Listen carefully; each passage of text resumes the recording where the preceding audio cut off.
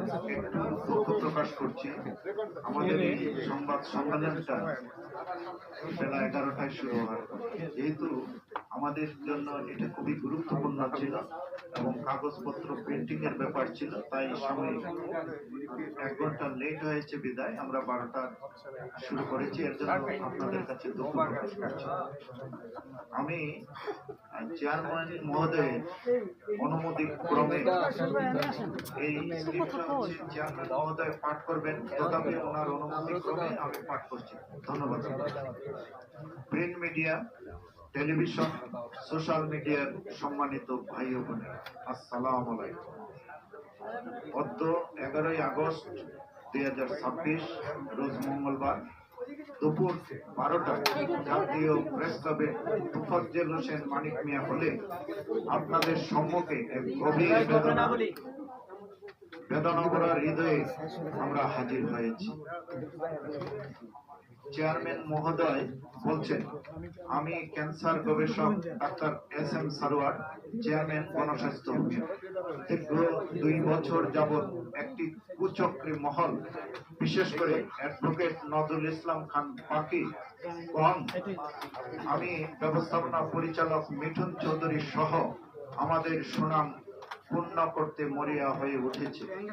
তারা বিভিন্ন কাল্পনিক গল্প সাজিয়ে এবং হলুদ সাংবাদিকদের ব্যবহার করে প্রিন্ট মিডিয়া, টেলিভিশন চ্যানেল ও সোশ্যাল মিডিয়ায় একের পর এক কুরুচিপূর্ণ, মিথ্যা, ভিত্তিহীন অপপ্রচার চালিয়ে আসছে। এসব বানোয়াট, উদ্দেশ্য প্রণোদিত সংবাদের আমরা তীব্র প্রতিবাদ জানাচ্ছি। গণস্বাস্থ্য হোমিও দীর্ঘ 27 বছর যাবৎ সততা ও নিষ্ঠার সাথে চিকিৎসা সেবা দিয়ে আসছে। মহান সৃষ্টিকর্তার রহমতে এবং আমাদের সকলের দোয়ায় এ পর্যন্ত হাজার হাজার ক্যান্সার, কিডনি, থ্যালাসেমিয়া রোগী এখান থেকে সুস্থ হয়ে আসছে।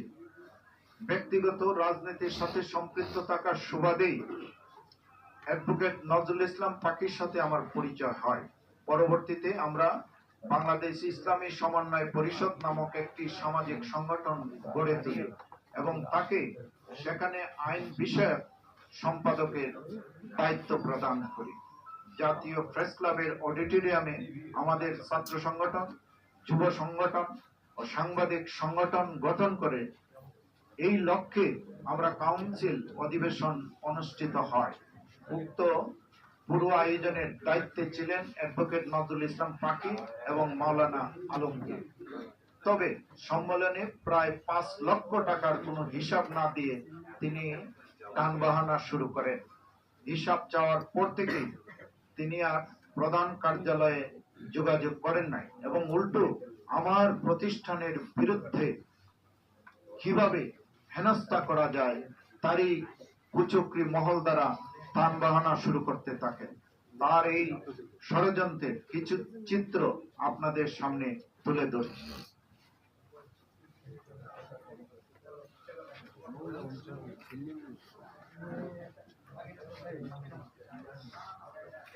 আমরা আপনাদের এটা দেখাবো, আমি বক্তব্যটা শেষ করছি।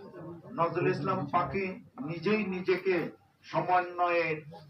সমন্বয়ে পরিষদে একক সভাপতি হিসাবে ঘোষণা করে। ফজল শেখ বাবুকে দিয়ে আমার বিরুদ্ধে শাহবাগ থানায় একটি মিথ্যা মামলা দায়ের করান। বিভিন্ন ভুয়া রোগীকে মোটা অঙ্কের টাকায় ভাড়া করে তাদের বয়ানের ভিডিও বানিয়ে মিডিয়ায় ছড়ান। এক পর্যায়ে লোক মারফতে মীমাংসার প্রস্তাব দিয়ে 5 লক্ষ টাকা দাবি করেন এবং এই টাকা দিলে আর কোনো অপপ্রচার করবেন না বলেও প্রতিশ্রুতি দেন।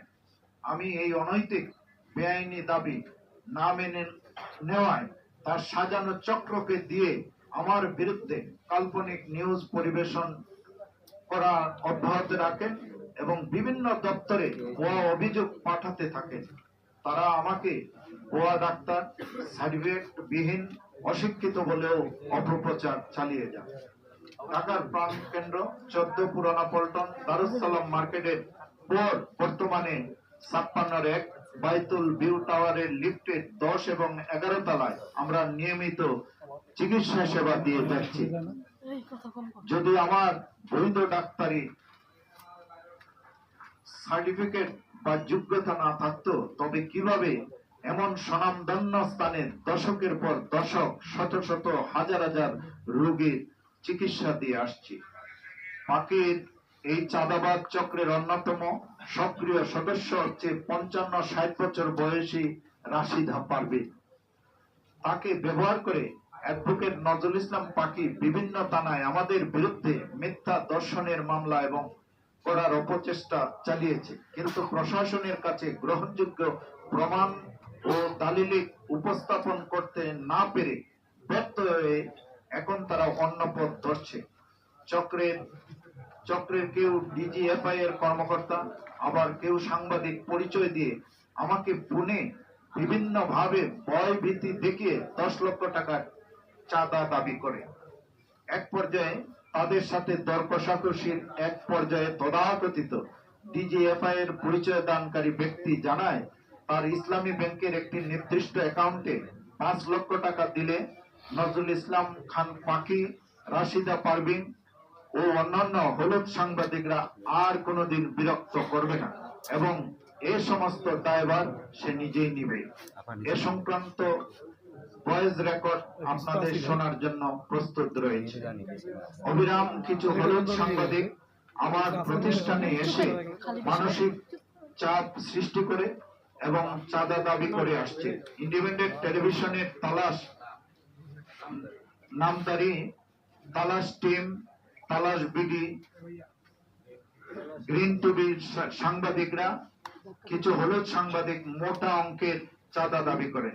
তাদের অযৌক্তিক ও অবৈধ দাবি পূরণ না করায় গ্রিন টিভিতে একটি সম্পূর্ণ মিথ্যা বানোয়াট সংবাদ প্রচার করে আমাদের সামাজিক মানহানি ও অপূরণীয় পারিবারিক ক্ষতি সাধন করেছে। আজ আপনাদের মাধ্যমে এই চাঁদাবাজ নজরুল ইসলাম পাখি চক্র ও হলুদ সাংবাদিকদের আসল মুখোশ উন্মোচন করতে চায়। প্রশাসনের কাছে বিনীত অনুরোধ জানাচ্ছি, অবিলম্বে সরজমিনে তদন্তপূর্বক সত্য উদ্ঘাটন করে এই অপরাধী চক্রকে আইনের আওতায় এনে দ্রুত গ্রেফতার করা হোক। ধন্যবাদ আপনাদের সবাই। আরেকটা বিষয় দেখা গেছে যে সে একবার আমাকে ওই মুক্ত অধিকার নামে একটা ভুয়া টিম সাজাইয়া আবার আমাকে হয়রানি করছে। পরে মুক্ত অধিকার আমাকে লিখিত দেওয়ার পরে মুক্ত অধিকার থেকে আবার তদন্ত করাইছে। এইভাবে বারবার হয়রানি, সার্টিফিকেট নাই বলে আপনাদের সামনে অনেকগুলা নিউজ পড়ছে। আমি সার্টিফিকেট গুলো আপনাদের সামনে তুলে ধরছি। বিশেষ করে আমার সাথে এই যে প্রতারণা গুলো হচ্ছে সেইগুলা আপনাদের নাম্বারটা বলবেন, সনদ নাম্বারটা বলবেন।